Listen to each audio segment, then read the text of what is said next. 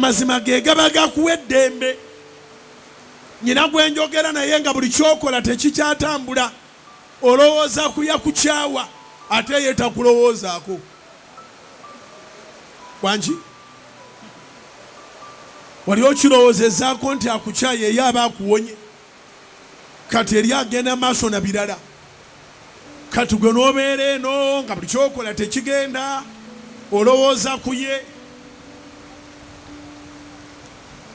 Omwana omuwala yayimba oluyimba lwadda lwa myaka gyaffe gy'emabega eyo. Bino birowoozo by'oli eyagenda n'atadda. Birowoozo by'oli eyagenda n'atadda. Yagenda n'atadda takuliiko.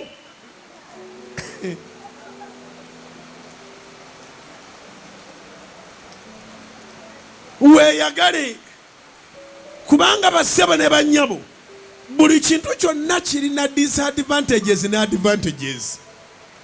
Do you understand?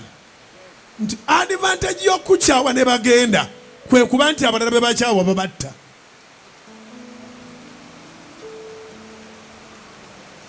Abalala be bakyawa babatta.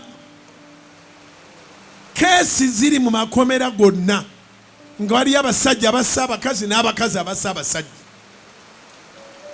Kati gw'oli akukyaya akulesa oli mulamu. Nodda mu birowoozo. Birowoozo by'oli eyagenda n'atadda.